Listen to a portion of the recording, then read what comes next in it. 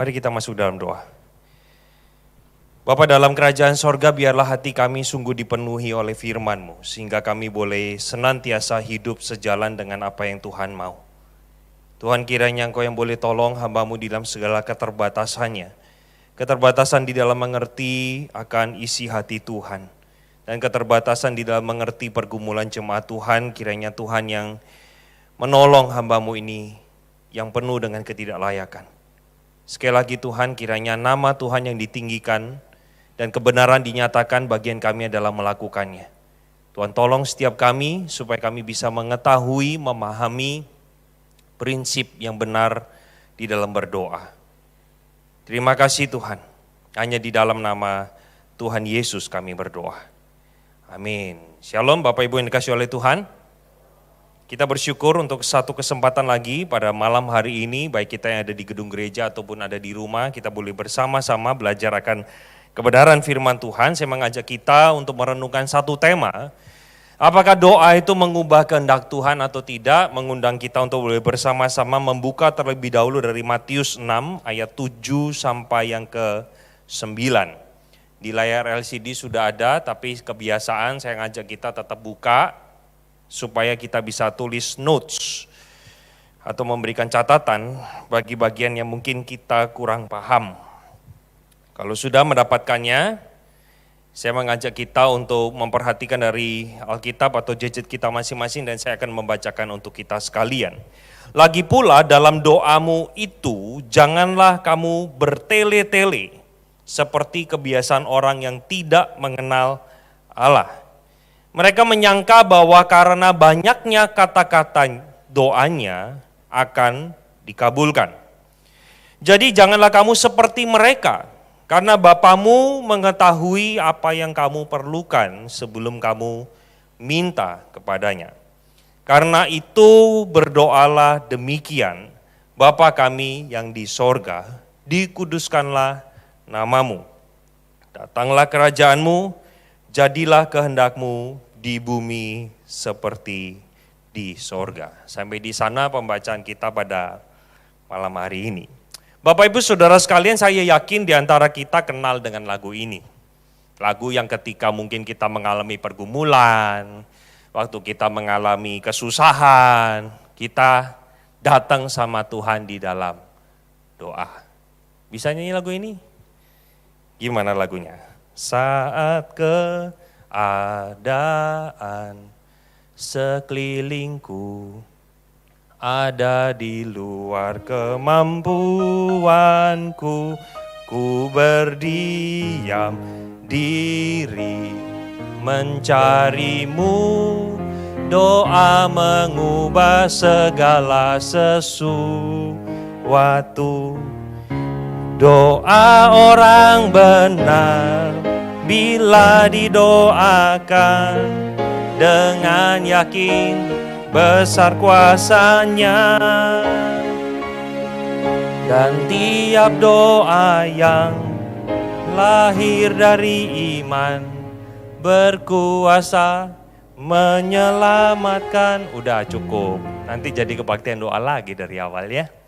Maaf kalau suaranya ada suara 7 ya, itu emang suara orang-orang tertentu yang bisa mencapainya, alias fales ya. Oke Bapak Ibu, lagu ini mengajarkan kepada kita sebuah nilai bahwa doa mengubah segala sesuatu. Saya itu setiap kali kalau melihat WL pimpin pakai lagu ini tuh rasanya jujur ya, gregetan. Karena lagu ini mengajarkan sebuah konsep doa yang tidak berbasis akan firman Tuhan. Loh itu Pak, refnya kan, wah hilang. Gak apa-apa, tampilin aja ya. Refnya itu loh, katakan bahwa doa orang benar bila didoakan dengan yakin besar kuasanya. Itu kan di Yakobus 5, nanti kita pelajari bagian itu. Tetapi banyak sekali yang sangat disayangkan, pengarang dari lagu ini tidak sungguh mempelajari tentang bagian Yakobus 5 ayat 16. Sehingga membangun sebuah konsep doa bahwa doa sanggup mengubah Tuhan.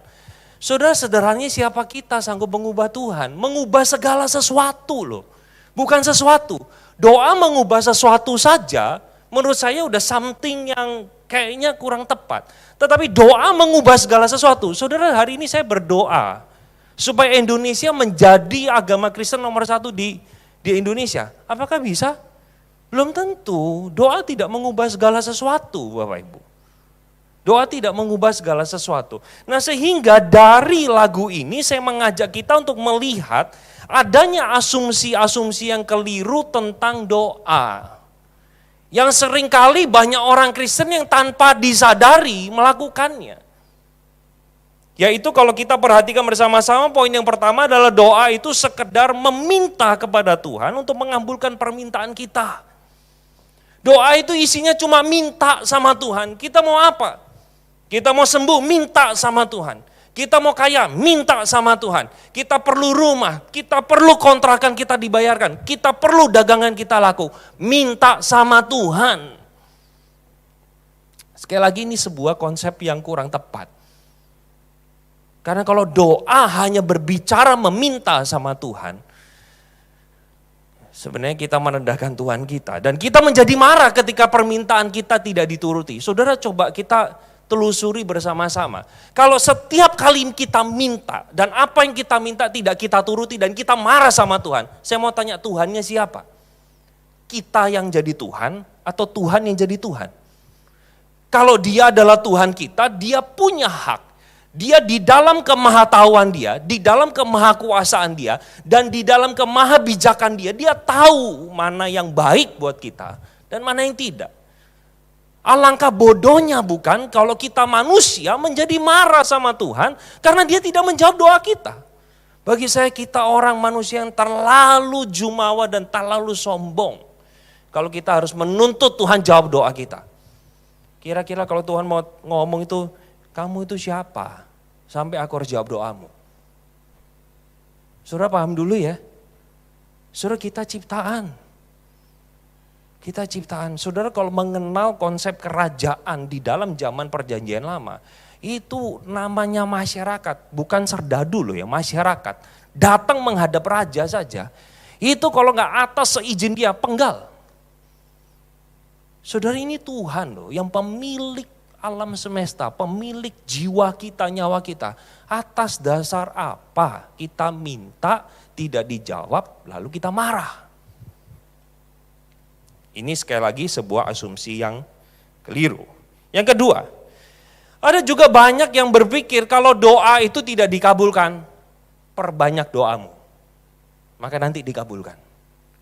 Jadi frekuensinya ditingkatkan, kalau perlu jumlah kuantiti orangnya ditambahkan. 2 orang berdoa supaya apa? Yang sakit jadi sehat, gak didengar. Yang kanker gak sembuh-sembuh. Yang stroke agak pulih-pulih. Coba sekarang yang berdoa 20 orang. Sehari berapa kali doa untuk kesembuhan? Sekali. Kurang, tingkatkan.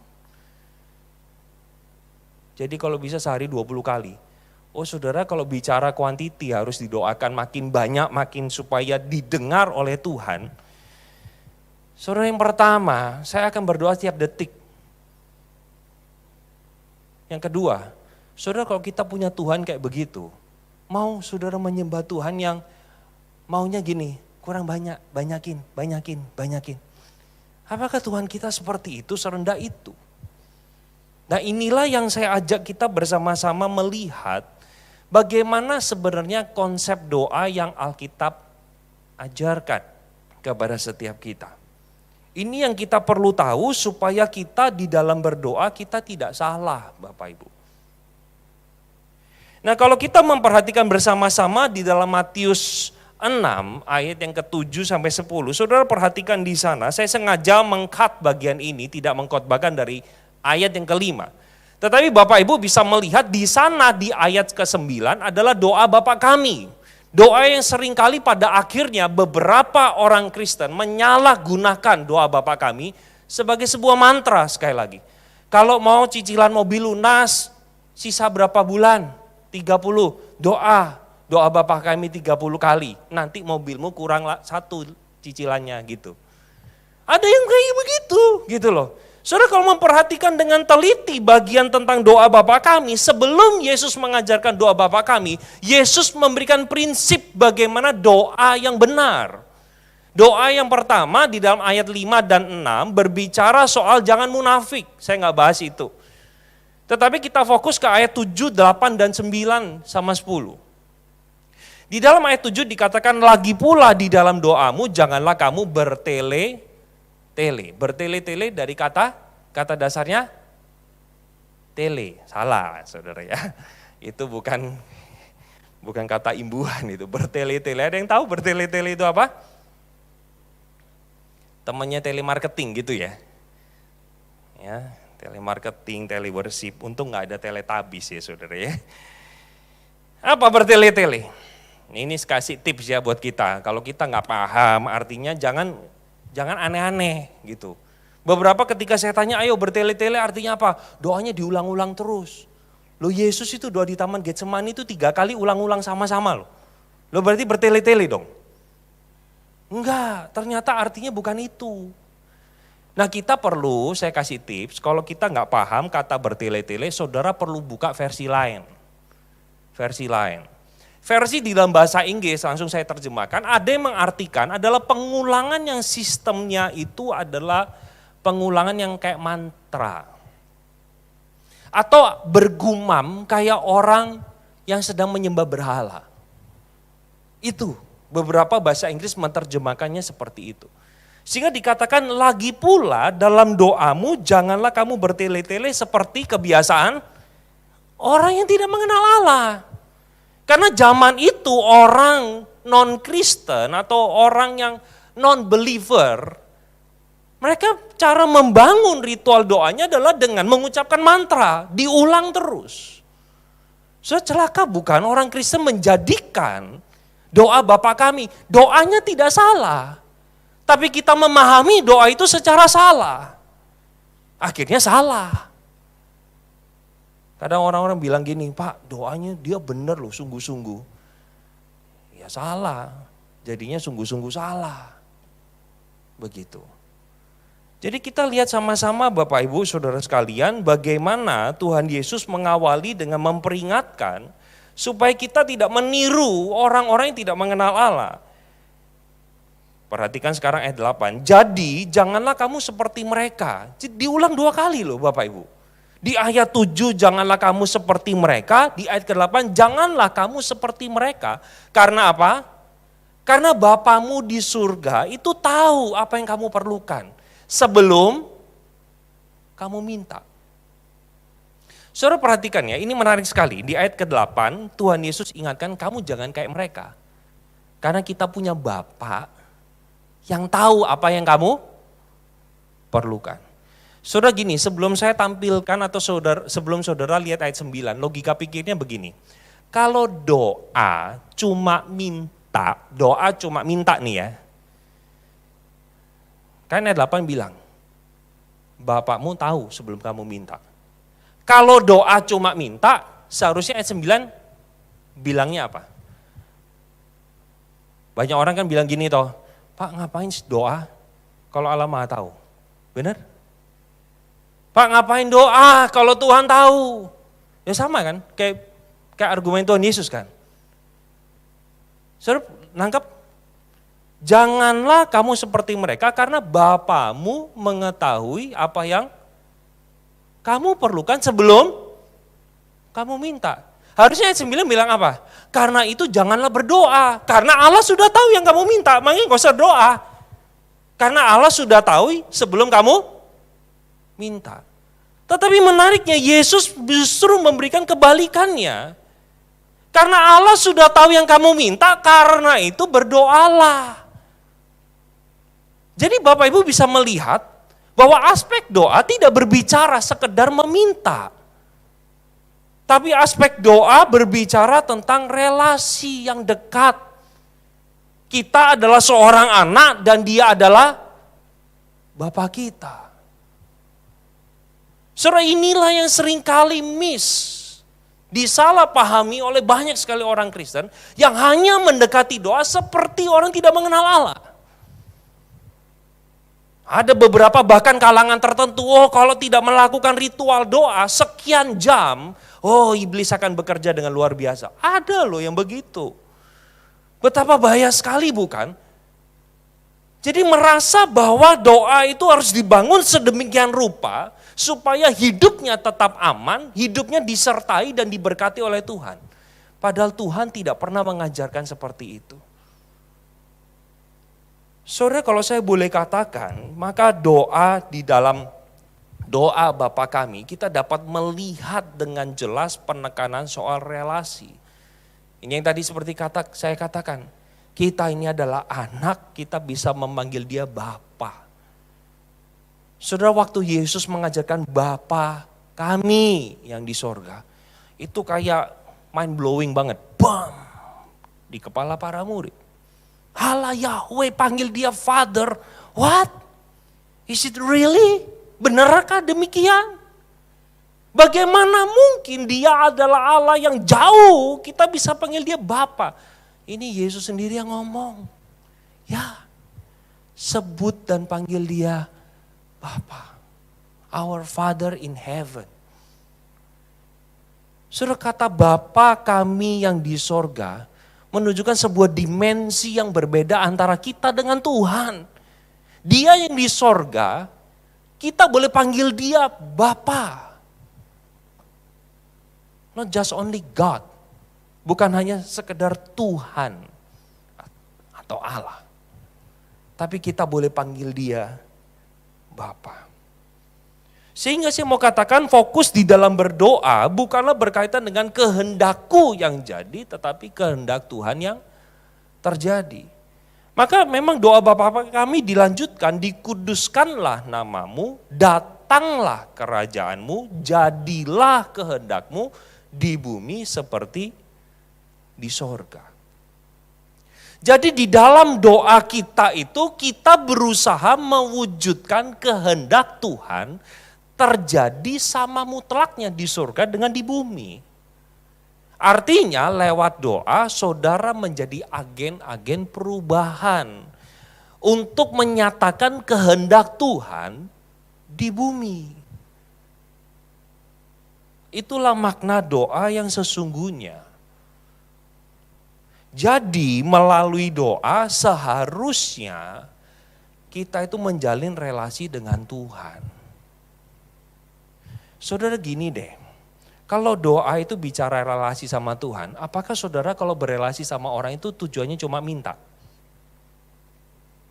Contoh, saya datang nih sama Pak Aswan, ya Pak Aswan. Nah yang di rumah ini kelebihannya kalau di gereja bisa lihat orang yang disebut gitu ya. Jadi yang di rumah datang yuk ke gereja. Ini Pak Aswan nih yang berbaju hitam yang ganteng. Saya datang kali pertama sama Pak Aswan, aduh, saya mau pindah pelayanan nih Pak. Sulit duit. Bapak mau kasih bantuan gak Pak? Loh, kok hamba Tuhan minta-minta sih?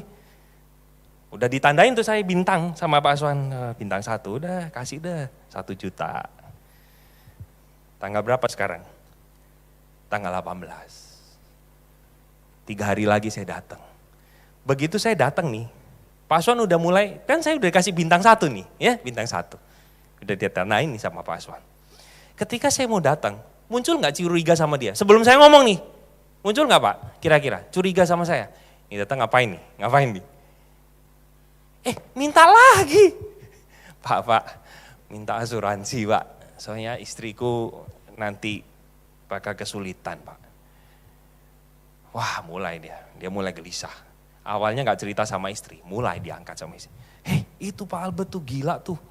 Lagi sedeng dia, kesamber geledek. Iya, Thor datang kemarin. Mau bantu gak? Ya udah bantulah. 1 juta lagi. Udah 2 juta. Dapat bintang 1 lagi. Bintang berapa saya? Bintang 2. Seminggu lagi saya datang. Pak Aswan, tak lagi duit Pak. Saudara, kali kelima saya datang, gak perlu ngomong. Dia udah ngusir. Pergi gak Pak? Mau bintang berapa Bapak? Kalau bintang 7 jadi Dragon Ball, ya. Nanti naganya turun. Yang ngerti ketawa, yang ngerti nggak apa-apa. Saudara, kalau saya mendekati Pak Aswan, bukan menjalin relasi, hanya sekedar meminta, saudara dia aja gerah. Saudara, saya mau tanya, emang Tuhan gak gerah? Coba sih saya lihat anakku datang. Anakku datang nih, doa. Coba aku mau dengar doanya. Minta. Ya. Besoknya datang lagi. Coba dengar lagi. Minta lagi. Kali ke-10 tuh Tuhan gini.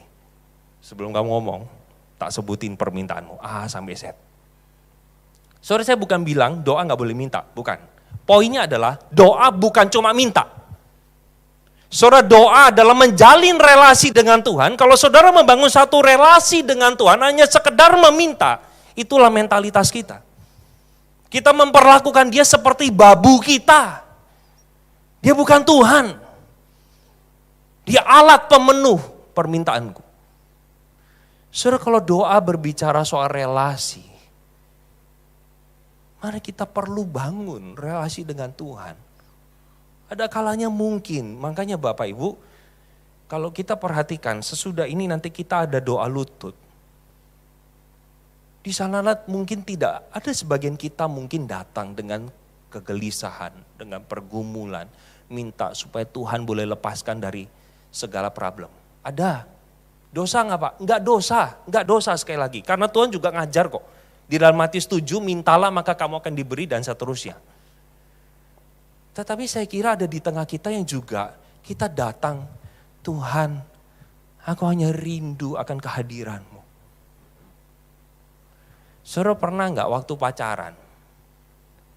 Pernah nggak sih kalau pacaran tuh, masa sih kalau kita misalnya pacaran dengan, coba inget deh 20 tahun yang lalu kita gandeng calon suami kita, calon istri kita, masa kita ngoceh terus dari A sampai Z. Kita rasanya pingin pencet tombol on off-nya di mana gitu ya. Ini orang ngomong kok agak berhenti-berhenti, bocor mulut gitu. Ingin dikeplak-plak gitu. Error kamu, mulutnya kok gak berhenti-berhenti gitu. Saudara, tapi ada kalanya kan, gak usah ngomong apa-apa, misalnya nikmati pemandangan. Itu hal yang sulit bagi saya sih. Tapi bisa menikmati musik berdua tanpa perlu berbicara, tetapi merasakan kehadiran. Saudara, Allah kita juga adalah pribadi loh. Saya tahu dia bukan human, tetapi dia person. Dia pribadi seperti layaknya suami, istri ataupun rekan kita. Sehingga kita perlu membangun kedekatan dengan Tuhan di dalam doa. Yang kedua, melalui doa seperti saya katakan kita mewujudkan kehendak Tuhan di dalam bumi seperti di surga. Ini baru konsep doanya dulu nih. Belum jawab pertanyaan, nanti saya tahu Bapak Ibu, mana Pak pertanyaannya gak dijawab. Tunggu. Ngerti dulu ya konsep doa, kita menjalin relasi sama Tuhan dan kita bukan mengubah Tuhan, tapi kita mencoba mewujudkan kehendak Tuhan di bumi seperti di surga. Sampai di sini saya baru beralih kepada kehendak Tuhan. Nah Bapak Ibu Saudara sekalian, kehendak Tuhan itu saya boleh katakan dibagi jadi dua. Nggak usah dihafal, tapi pahami maknanya. Ada dua macam. Yang pertama sebutlah namanya dekretif. Dekretif itu apa? Sederhananya begini. Kehendak Allah yang sifatnya ketetapan, atau kita boleh sebut sebagai ketetapan Allah. Dekret. Yang kagak bisa diubah.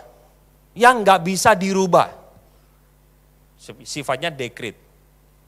Yang kedua adalah bersifat preseptif. Apa sih preseptif? Gampangnya kehendak Tuhan yang menyangkut hukum moral. Ngertinya dua ya, dekret, moral. Dua macam. Definisinya nggak inget nggak apa-apa. Maksudnya namanya nggak inget nggak apa-apa, tapi definisinya inget. Ya, satu ketetapan, satu hukum moral. Saya coba sederhanakan. Nah sekarang kita masuk ke dalam pertanyaan kita, apakah doa mengubah kehendak Tuhan? Kalau ngubah, yang mana? Yang mana nih? Yang dekretif atau yang preseptif? Jawabannya, enggak dua-duanya Bapak Ibu.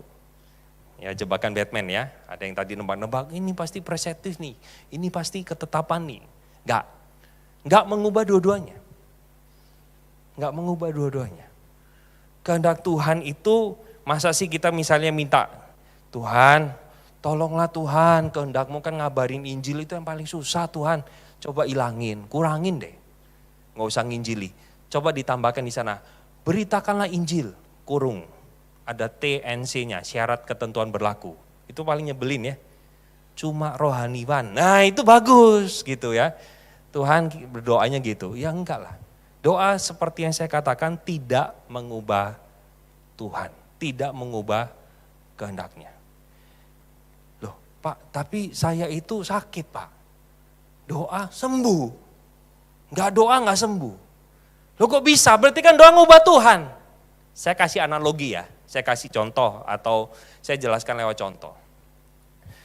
Bapak Ibu pernah nonton film nggak? Wajah-wajah nggak pernah nonton film nih ya. Emang alim, Jemaat Citra ini alim-alim. Yang ditonton itu cuma cerita Alkitab gitu ya. Ya luar biasa. Udah nggak usah jauh-jauh, cek toko sebelah lah, malah sebut merek orangnya. Cek toko sebelah 2. Sutradaranya siapa? Bagus, betul jawabannya ya, bukan Albert Kurniawan, betul. Ernest jadi pemain nggak? Jadi pemain. Bapak Ibu katakanlah contoh lah misalnya, ceritanya Ernest mau keluar rumah.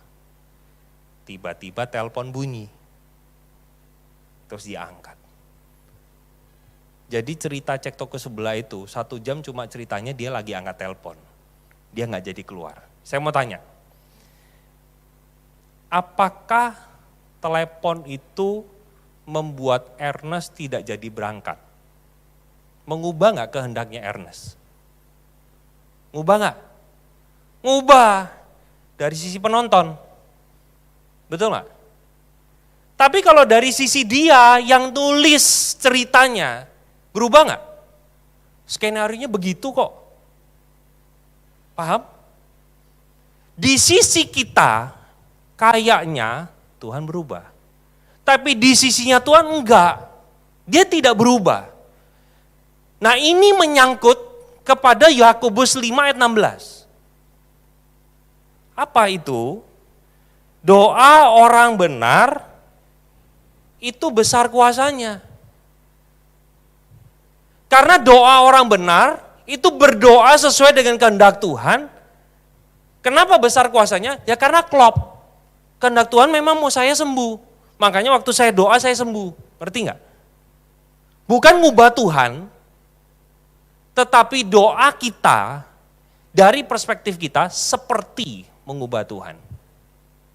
Ini ayat yang paling sering akhirnya disalah artikan. Bapak Ibu, saya harus dengan jujur katakan bahwa terjemahan ini sangat kurang tepat. Karena menambahkan bagian yang tidak ada di dalam bahasa asli. Bapak Ibu akan kaget ketika melihat beberapa terjemahan yang saya sengaja cantumkan di sana. Ini di sini agak ini ya, coba saya lihat di sana aja. Bapak Ibu perhatikan, therefore confess your sins to each other and pray for each other so that you may be healed. Perhatikan di frase terakhir.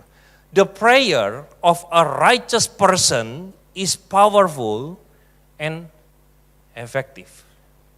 Mana bila dengan yakin itu dari mana? Tidak ada kata itu. Saya tidak tahu kenapa LAI memberikan terjemahan secara tidak bertanggung jawab. Maafkan saya harus katakan itu, karena di dalam bahasa Yunaninya, ataupun di dalam beberapa terjemahan bahasa Inggris, Bapak Ibu silakan cek, tidak ada kata itu. Sehingga kadang orang bilang begini nih, kamu ini minta apa? Misalnya minta naik jabatan, kok nggak naik? Biasa kalangan tertentu bilang apa? Kurang iman.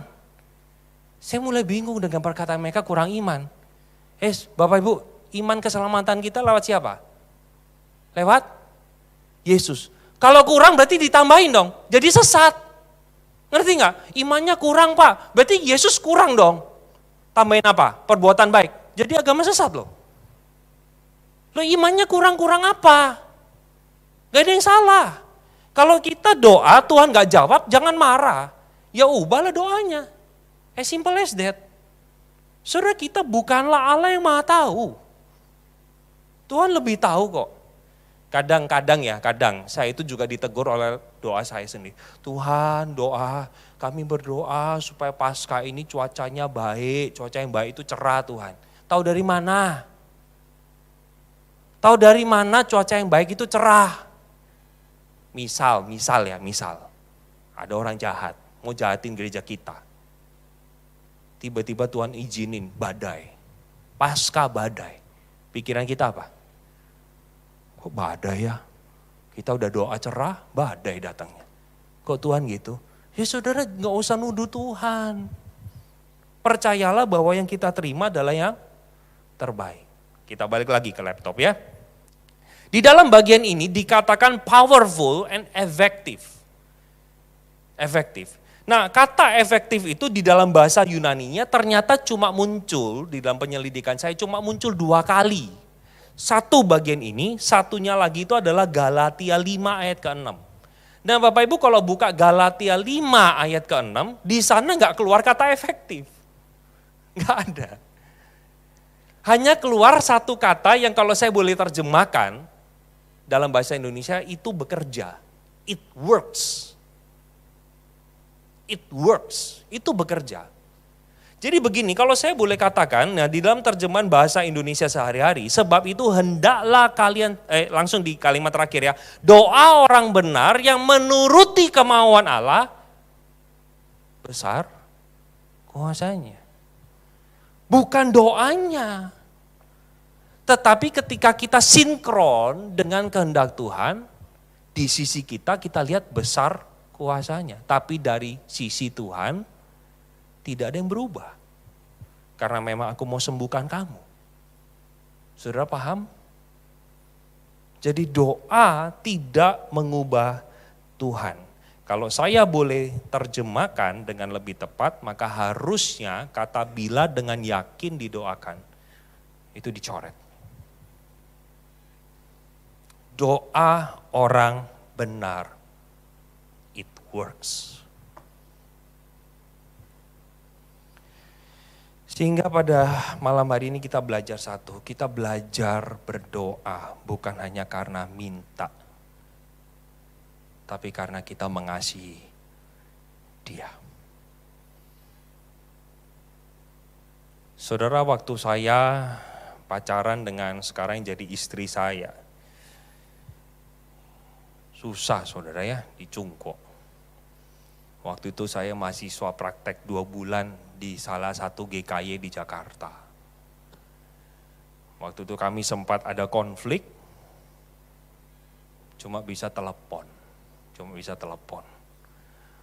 Zaman itu internet belum kencang Bapak Ibu, nggak ada wifi, nggak, itu waktu itu belum. Celakanya saya bisa beli pulsa cuma 25.000. 25.000. Saya kalkulasi cuma bisa ngobrol 5 menit. Celaka nggak? Pulsa habis. Jengkel. Lagi konflik, nangis-nangisan, mati. Cepat-cepat lari ke Indomaret beli di mana. Saudara, waktu itu telepon itulah satu-satunya saya menjalin komunikasi sama dia. Karena saya mengasihi dia, maka saya mau nggak mau telepon dia. Ada hal yang dibicarakan atau enggak, pokoknya telepon dia. Saudara, hari ini kalau kita mengatakan saya mengasihi Tuhan, tapi kita enggak mau berdoa, tanya diri sendiri, saudara cinta Tuhan atau enggak? Sekali lagi saya ulangi, kalau saudara tidak mau berdoa, coba tanya sama hati kita, saya cinta dia atau enggak? Jangan-jangan kita orang Kristen yang cuma ikut-ikutan orang lain. Tapi kita enggak pernah cinta Tuhan. Saudara, biarlah malam hari ini kita sama-sama diingatkan bagaimana kita membangun relasi kita dengan Tuhan. Mari kita masuk di dalam doa. Bapa dalam kerajaan sorga, kami sungguh bersyukur kembali kami diingatkan Kami adalah manusia yang seringkali keliru mendekati Tuhan kami. Kami kadang Tuhan di dalam keberdosaan kami mau mendikte Tuhan. Kami mau mengajar Tuhan bagaimana Tuhan menjawab doa kami. Tapi ajar kami Tuhan untuk memikirkan apa yang menjadi kehendak Allah yang harusnya terjadi di bumi seperti di surga. Dan kamilah agen-agen yang melakukan dan mengeksekusi hal tersebut.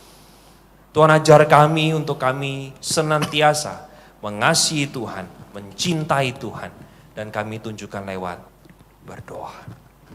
Sebentar kami akan bersama-sama belajar untuk berdoa.